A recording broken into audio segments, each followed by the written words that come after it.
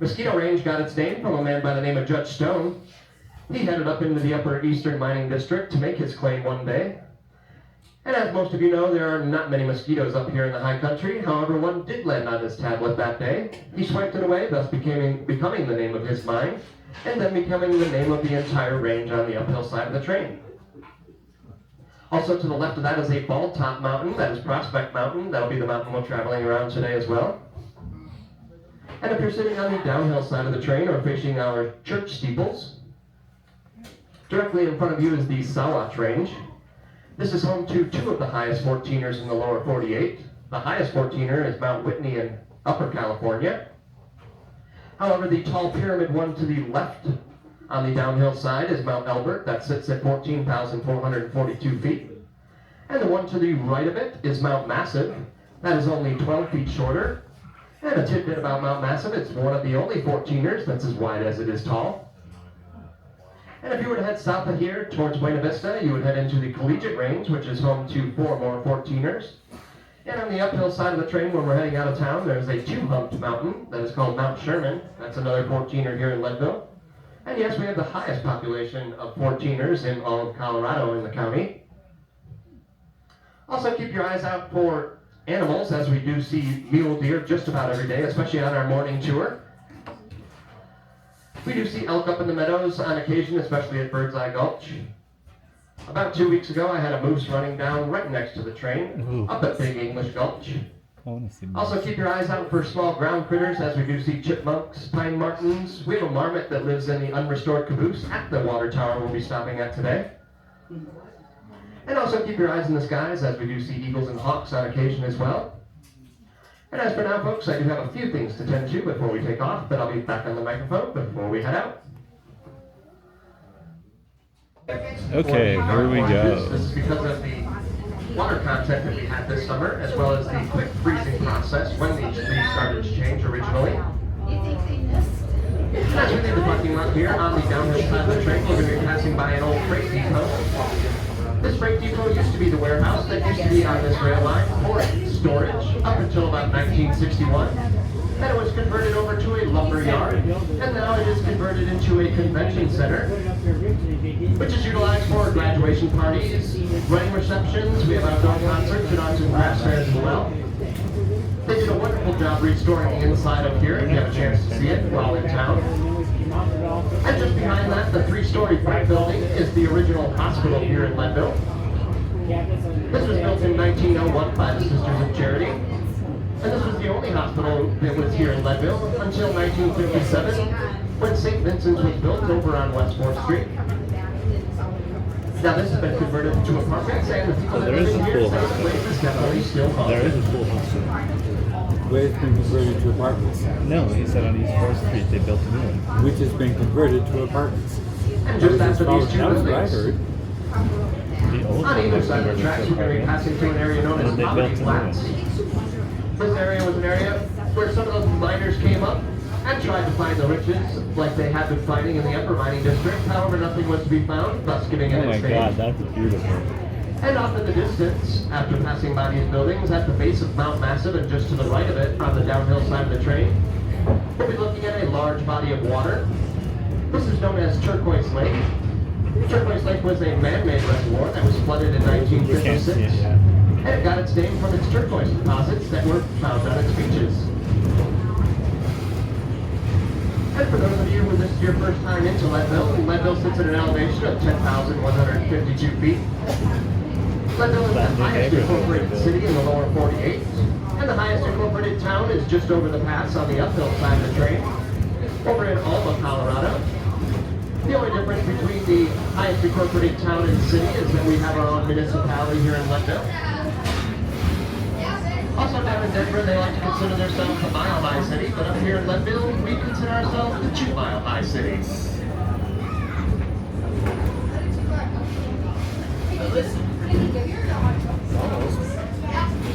And directly in front of us, folks, the valley that we see completely changing in color is the valley that we'll be heading up today.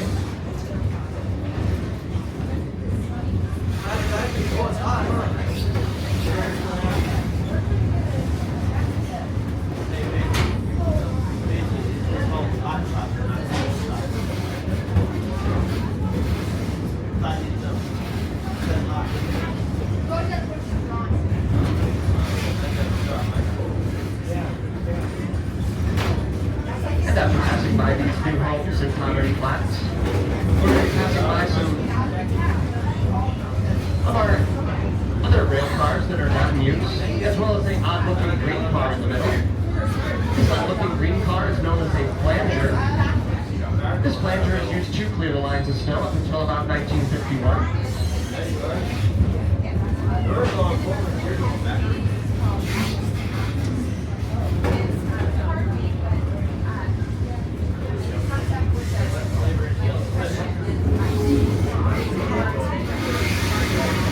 We also have a couple of our other maintenance vehicles here. And these are just around the corner from our roundhouse, which will be on the downhill side of the train.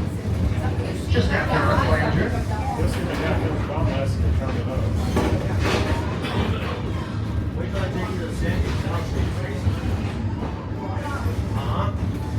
You're gonna look at the sky burn that straight up. So our roundhouse originally used to be a narrow gauge roundhouse.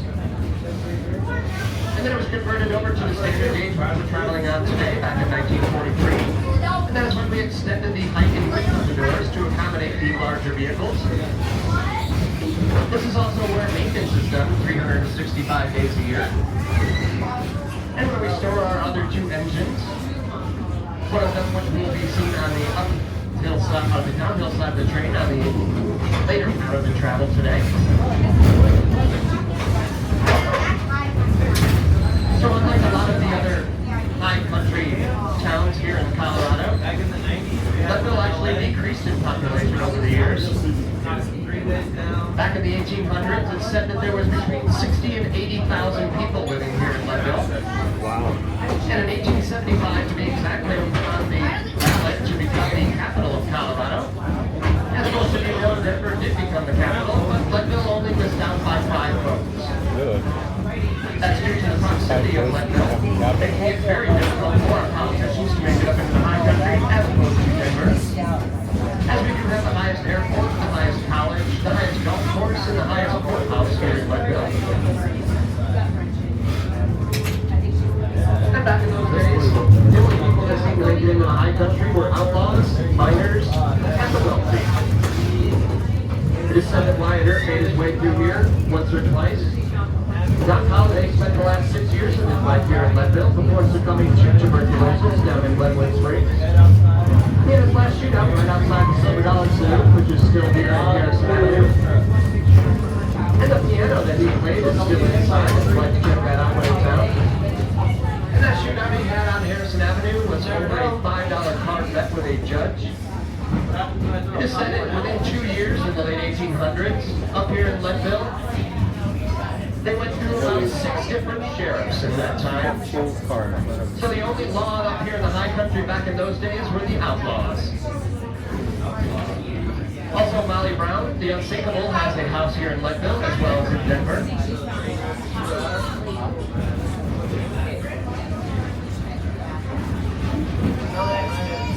And some of you might know a man by the name of Oscar Wilde, kind of a quirky man, very wealthy author at the time. He actually made his way up here into the upper mining district. I thought it would be interesting to find out what these miners were doing inside. And the miners thought it would actually be funny to lower him down about a 100-foot shaft. They would drink him into a stupor, where he would wake up not knowing where he was.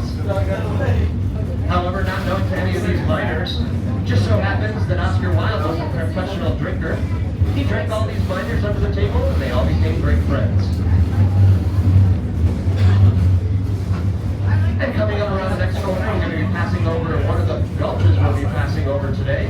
One of the 5 gulches. This is one of the smaller, obviously. And on the uphill side of the train here, we're going to be passing by the mineral belt.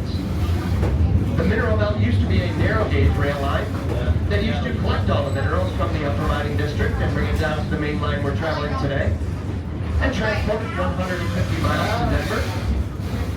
Now this is part of the rail to trail system, so this has been converted into a bike path that is utilized year-round for cross-country skiing, mountain biking. And if you have a chance and you're staying in town, it's also an abundance of information, as they do still have some of the structures of the mines up there in the upper mining district, with their names of those mines, and a brief description of them as well.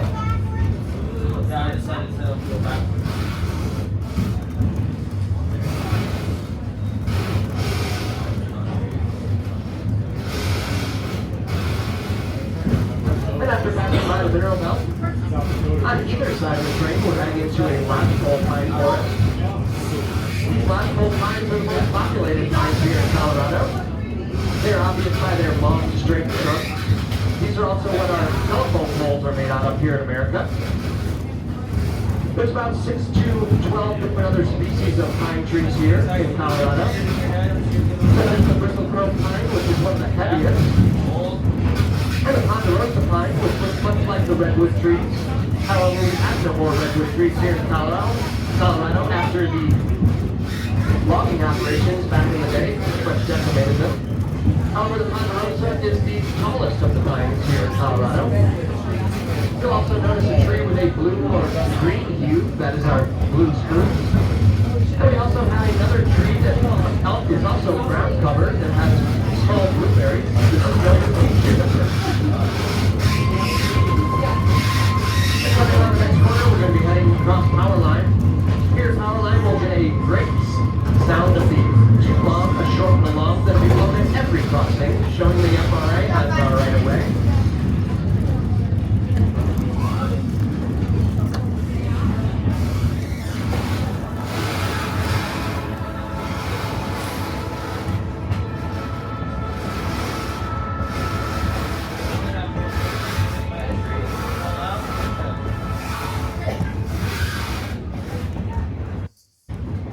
Yes, the long and the short all the way up the mountain, including our horrible drive roads. And now we're going to be heading into something called Power Line Tangent after heading over Power Line.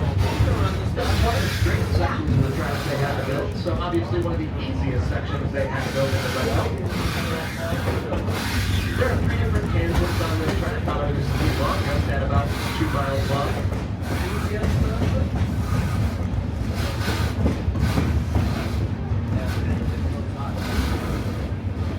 And as we head back into the trees here, on either side of the train, you may notice some holes in the ground.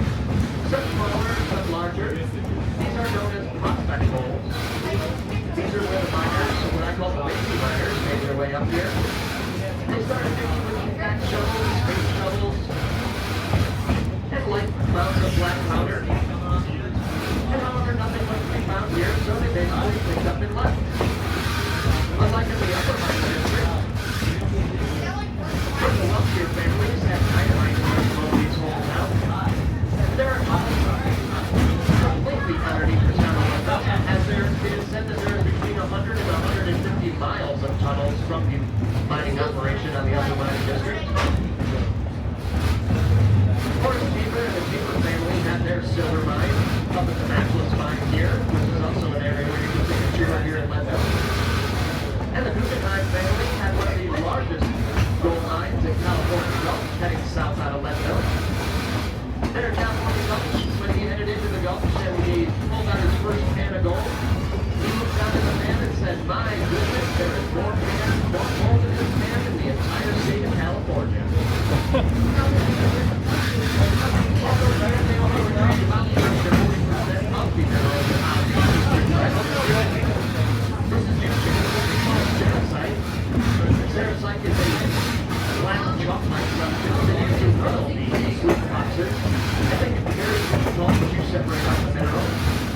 So it says that there's about 50% more to be extracted from the entire district. And a lot of our mining claims are still popping up like maps with the original claim names necessary. And at this time, folks, I'm going to be making their way around and punching tickets. So if you can all have your tickets out of that would be greatly appreciated. And I will see you all in just a minute. Wow, what a beautiful forest.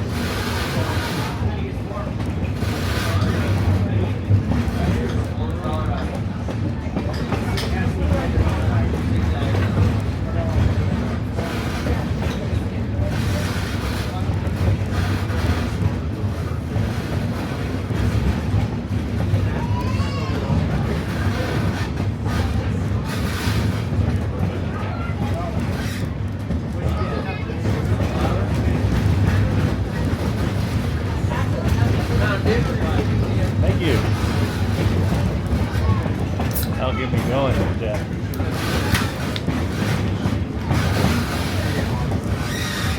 Woohoo! Mountain Dew!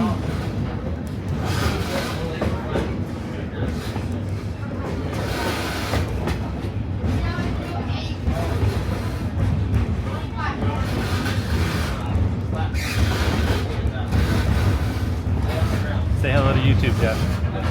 On YouTube. That was not very enthusiastic. Oh, look at that.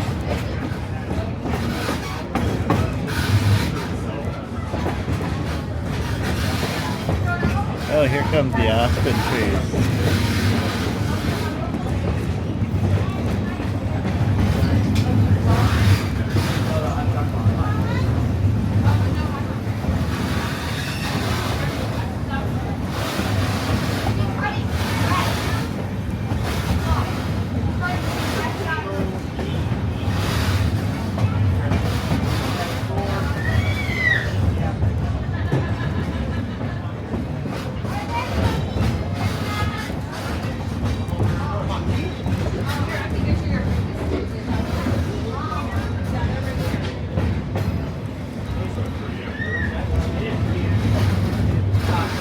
I thought I had some bags here. I don't, but I'll be back.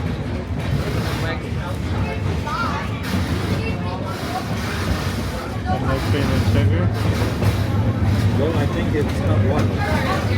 But he didn't bring no cream and sugar? He didn't. Yes, we thought he had bags up here. Oh.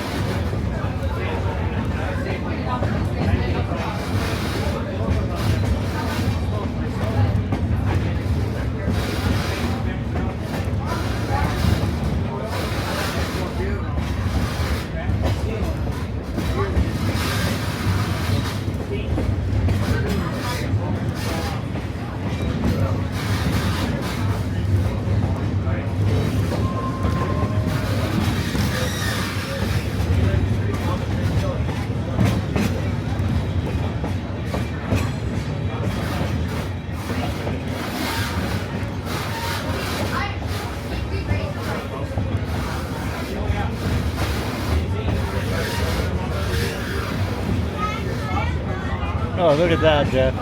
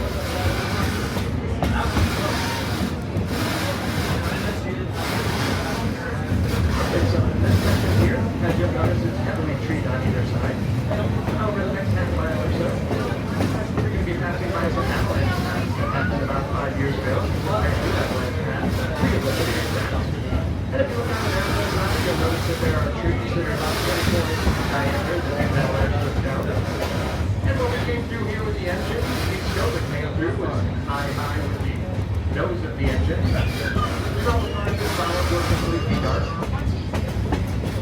Directly across the valley, you'll notice some V shapes coming down with the wonderful colors coming down with V-shapes. These are avalanche paths that come down every year. And I'll be back on the microphone to talk about those in just a few.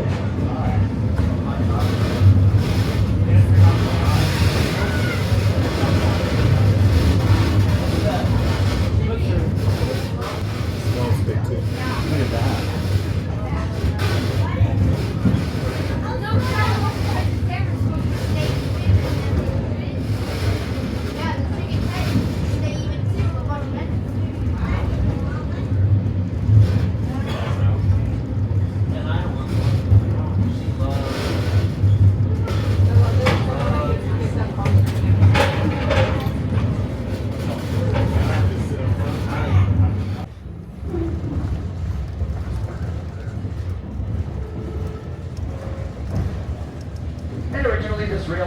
go all the way up over Fremont Pass, directly to the east or on the downhill side of the train from us now. It would head over into Copper Mountain, eventually down into Dillon, across into Swan Mountain Village, up over Boreas Pass into Como, which would sit the second water tower on the rail line, and then eventually make its way into Denver. It would take 4 water towers to make it up the front range into the town of Como, and only 2 to make it all the way into the town of Leadville. So hey, you might want to Here go in get your Indiana coat up Gulch is there. the first gulch we'll be The only traveling thing that's over. still up The there is trees your are coat. changing exponentially here and actually beautiful on the uphill side of the train. I should have grabbed it. I don't know why I didn't. And as we're looking at these beautiful colors here at Indiana Gulch, this is also where we've had one of our only mountain lion sightings. It was actually on the downhill side of the train here in Indiana, on the dirt pile we were looking at about 50 yards away. We were up here in a high rail truck and not on the train that day, fixing a section of tracks here. When we made eyes with the mountain lion just on the downhill side of the train, and luckily made separate ways. However, if you guys are ever out hiking here in the high country and you do come across the mountain lion, you just want to make sure that you are not the slowest. And actually, that's one of our mountain jokes, folks, because most of us on this train will never see a mountain lion in their lifetime. However, if you were to see one, it would be in Leadville, as we do have the highest population of mountain lion in the upper mining district. Wow.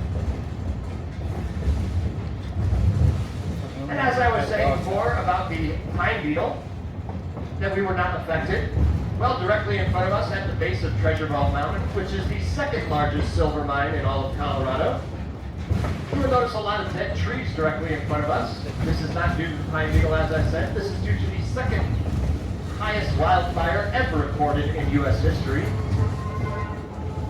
We were actually making our way up here on one of our maiden voyages back in the year of 1988.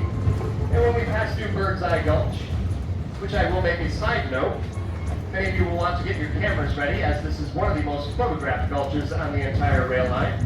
And it's also the sharpest turn on the entire rail line.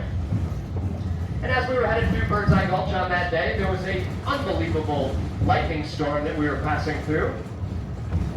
And it happened to strike the trees on the uphill side of the train and start a fire as we headed up to French Gulch. And when we reached the water tower and let our guests off, that is when National Forest Service got on our radios and said we were unable to pass down the mountain that day. It was at that time we were forced to zip line all of our customers down to the valley floor and bus them back to our depot. We were unable to resume operations for about 8 days until the smoldering fire went out. But as we passed through the gulch, you'll notice that the final burnt tree is only about 50 feet from our tracks. And we do have deer on the downhill side. I've just been notified by our brakeman. Deer on the downhill side.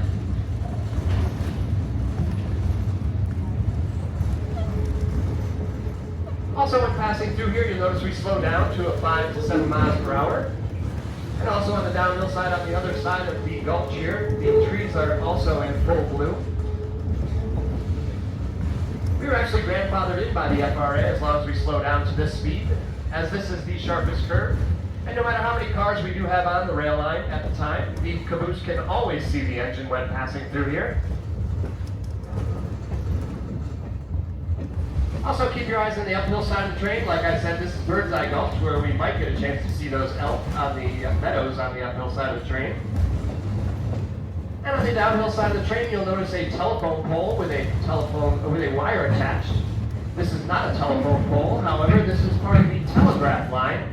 It used to be the only communication between Leadville and Climax back in the day. There's about 8 to 10 other different telephone poles with the line attached just after Bird's Eye on the downhill side of the train, you will notice, as we pass by. And I still say we should probably teach our kids Morse code in high school, because what happens when all the satellites go out? It'll be bad. What's going to happen when the internet goes down? Also, when passing through Bird's Eye here on the uphill side, you'll notice 2 foundations, one in stone, one in log. Wow. These are 2 homes that were owned by a miner and a maintenance man that used to live up here 365 days a year in order to keep maintenance on the tracks instead of traveling in between the towns of Climax and Leadville. And yes, once again, you'll notice our train blows the horn for another four-wheel drive road way up here on the mountainside.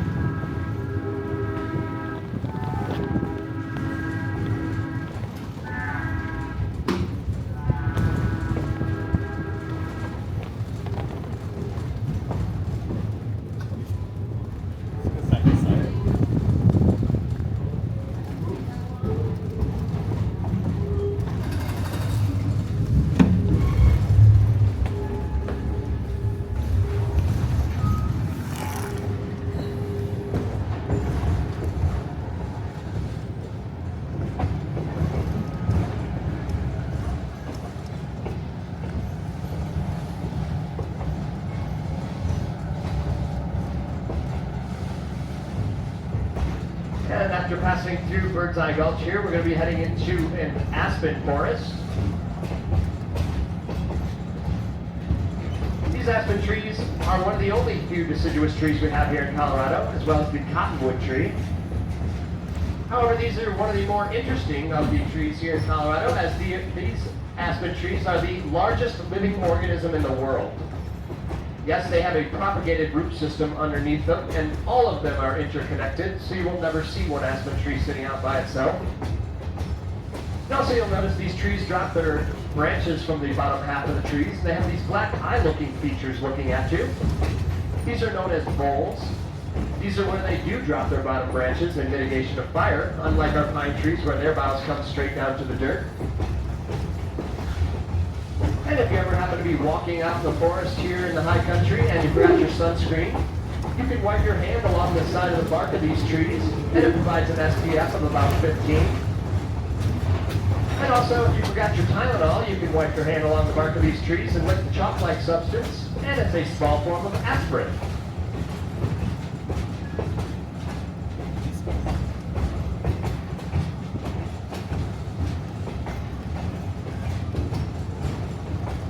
And the reason we call this the Tunnel of Gold, as you can see, it lights up the whole inside of the train. And when you look over at the avalanche paths, that's why they are lit up with these trees, because they have that integrated root system, so they're also a mitigation of erosion as well.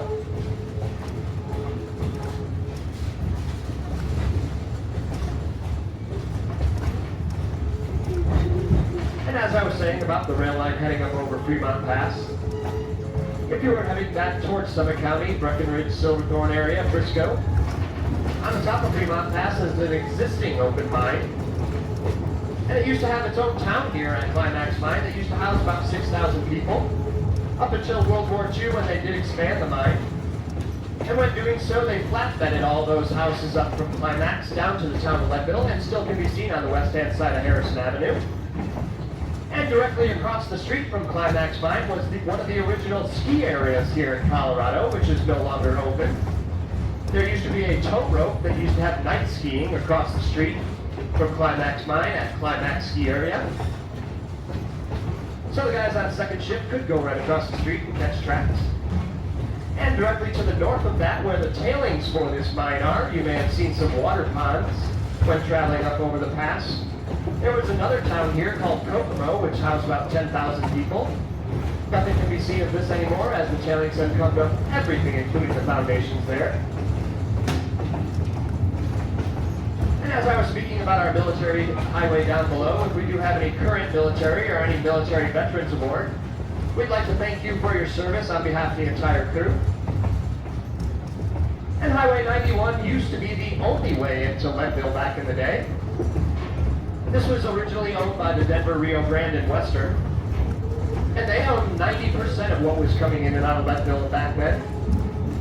So as you can imagine, some of the smaller rail lines, such as the Colorado Southern, thought it would be a great idea to get on some of these ridges. So they threw in a couple of switches on either side of the town, and they would form an operations agreement with the Denver, Rio Grande, and Western in order to pay track usage fees. However, over the years, these smaller companies failed to pay these track usage fees, and this would force the Denver, Rio Grande, and Western to take them to Supreme Court battles. And after years of battles, they would eventually rule in favor of the Denver, Rio Grande, and Western. And this is when the Colorado Southern said, enough is enough. And that's when they began construction on this rail line in 1881. And most of this rail line was construction by the Chinese and the Irish. engines now on the downhill side of the train. And some of our crew keeping the tracks in great condition today.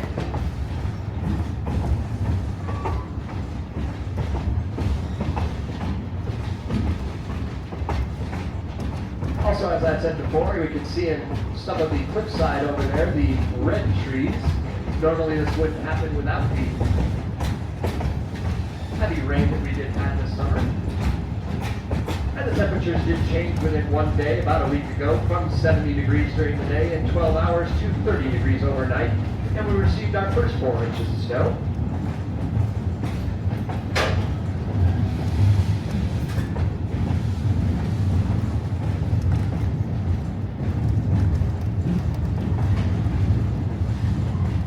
Once again, you'll notice our train slowing down. This is because we're heading into an area known as the cliffs, or the edge of the world. For those of you who are afraid of heights, I do recommend moving to the uphill side of the train at this time, as our train will be about 500 to 600 feet above the valley floor, and will be coming between 2 and 3 feet from the cliff's edge. Ooh, that's fun. This sounds like my side.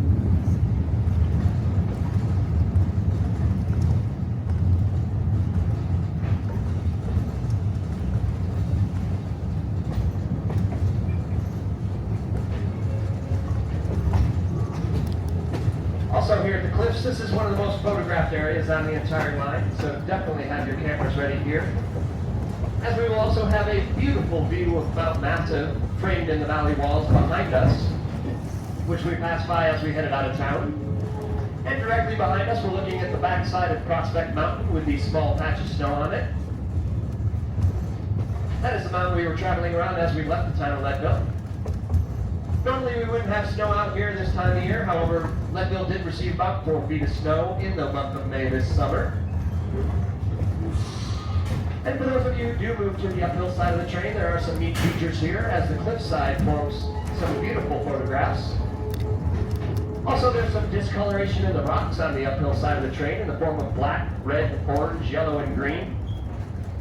This discoloration is known as lichen. It's a combination of algae and fungus, and it's a delicacy for our mountain goats. So yeah, they'll make their way up here on the mountainside just to have dinner. And back to the downhill side of the train, as you can see, the views of the wonderful changing colors are immense up here on the cliffside. And the small stream that you do see passing through the valley down below is not actually a small stream, but this is the second largest river, longest river in America. That is the Arkansas River traveling down on the valley below. And the headwaters, or the beginning of the Arkansas River, starts about 1.5 to 2 miles from here, just to the east in the front of the train at the base of Arkansas Mountain, which I was just talking about before.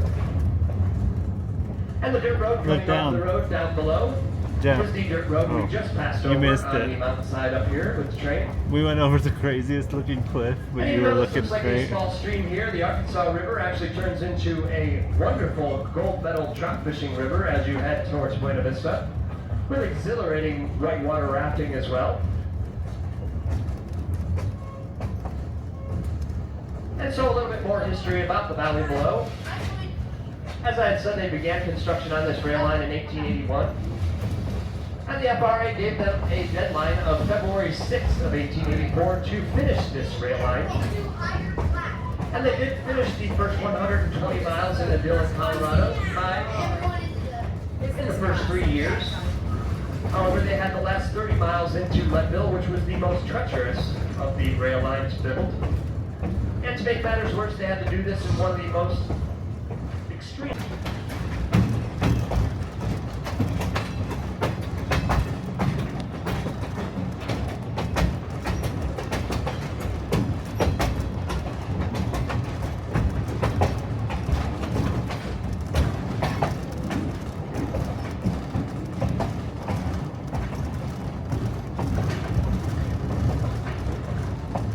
Directly across from us, we see another one of those avalanche paths. At the top of the V, normally a cornice forms up here. These cornices are formed when the snow starts at 1 to 2 inches an hour above tree line, with winds blowing 40 to 50 miles per hour, and it blows the snow to the leeward side we're looking at. It forms a lip-like feature. Some of these lift-like features here in these avalanche paths can reach 50 to 70 feet deep. And when they become too heavy for the steepness of the mountainside, that's when it releases one of our natural avalanches. And here we come on that other talus field on the downhill side of the train once again. I always find it amazing that these small shards of rock can stick to the steepness of the mountainside here. And when we're hiking in these areas, we say it's one step forward and two steps back.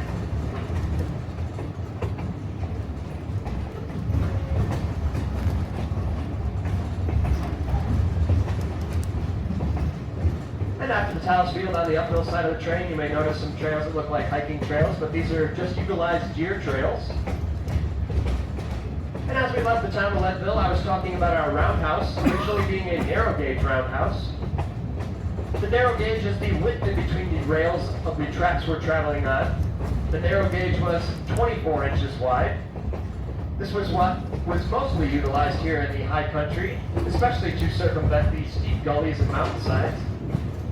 And they were able to travel much faster. However, they switched over to the standard gauge because they were able to carry much more material and passengers at that time. And the standard gauge was 4 feet 8.5 inches. It originally came from the Romans. It originally came from the width of the horses behind that pulled the chariot. Then it became the width in between the chariot wheels. And this became the standard for all gauge railroads across the world. And a quick tidbit about standard gauge. All of our rockets here in America, for the military and for the space shuttle, are all standard gauge rockets. This is because all of our rockets are made in the state of Utah, and they must travel through a railroad tunnel in order to get to the states of Texas and Florida.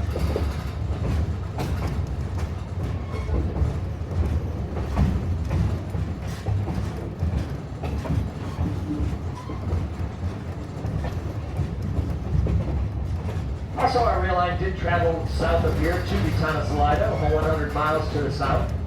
Salida stands for exit in Spanish, which used to be the end of the line, and used to have one of our turntables. Turntables were utilized to turn an engine around 180 degrees and send it back in the opposite direction. The other turntable here in the high country is an in-turn for those of you traveling back to Vail. And now we're going to be passing through Big English Gulch, and on the downhill side, we're going to be looking at some wires. These are owned by the Zipline Company. And on the uphill side of the train, get your cameras ready because this is one of my favorite photographed areas. If you look on the uphill side of the train just behind us and over your right-hand shoulder, you'll get a great view of what we call the amphitheater. Also here at the amphitheater in the wintertime, you can take a high-adventure snowmobile tour up into the basin of the amphitheater, where you'd have views all the way into the back bowls of Vail. Here we are at Big English Gulch. Just over your right-hand shoulder, folks, is the amphitheater.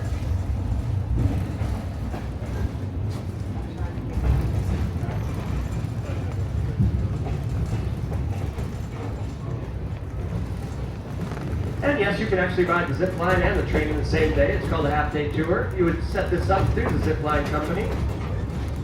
You would ride a set of 6 towers over 60 feet off the ground on a 360-degree pivot at 40 miles per hour all the way down to the valley floor. And you will notice these set of wires going over the top of the train directly in front of us. Yes, this is one of 2 zipline companies in North America to fly over a moving train. And keep your eyes on the uphill side of the train, as this is where I did see the moose about 2 weeks ago.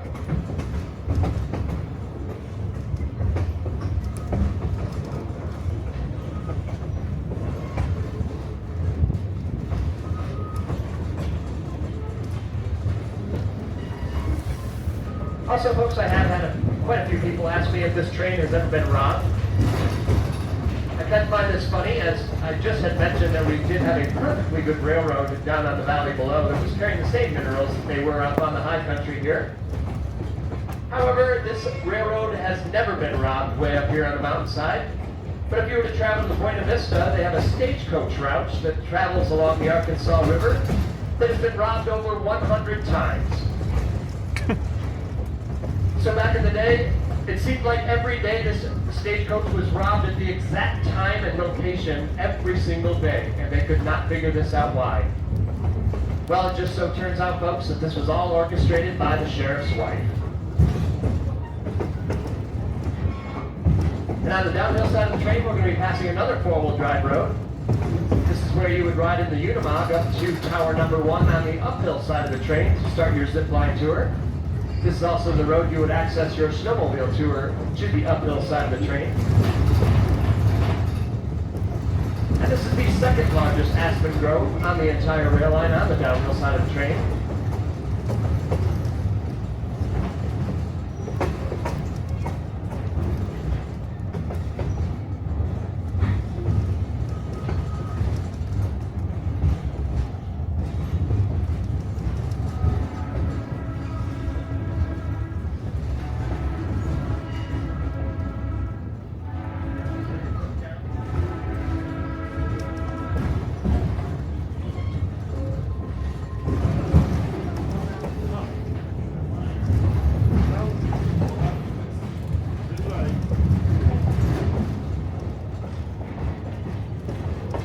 Alrighty folks, after Cecil's Gulch here, we're going to be heading into the 5th and final gulch. This is home of the historic water tower.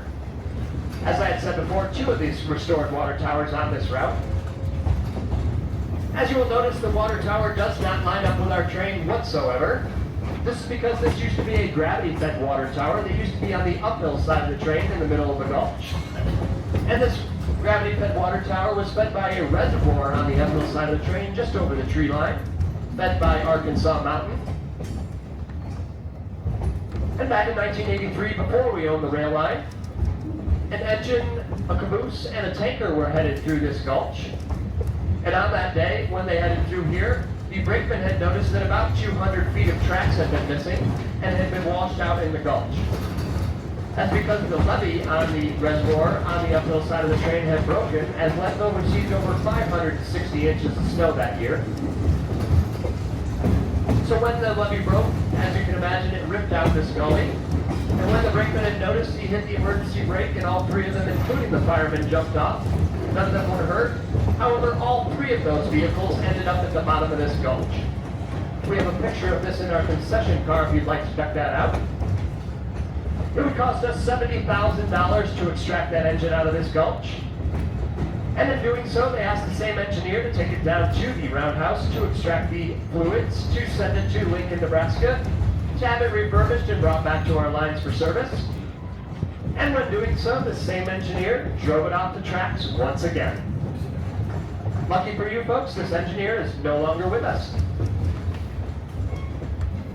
We also have a picture of that in our concession car as well, if you'd like to check that out. And after passing through the gulch here, Zip line. on either side of the train, you may notice some trees that are ripped out completely by their roots, some dead, some I living. filmed the whole time, but This is due to what we call a microburst.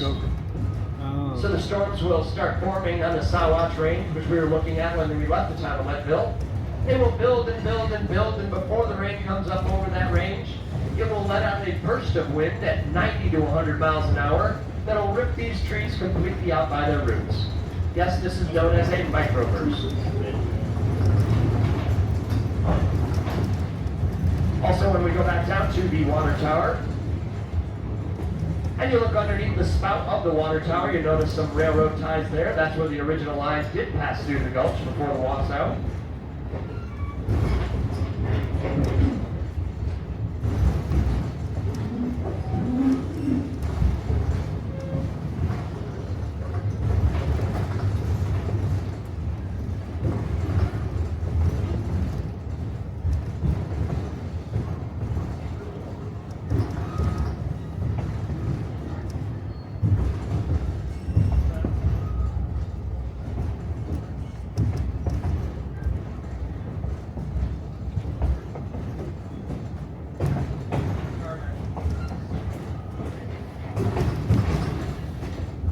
Alrighty folks, on the downhill side, we are looking at the largest aspen grove on the entire rail line now. About a week ago, this aspen grove was 3 different colors. It's starting to lose its leaves just a bit here. And we can see the avalanche paths that come all the way down to the road directly across the valley as well, and a beautiful view of the Arkansas River. And the avalanche path to the left is known as question mark chute for obvious reasons.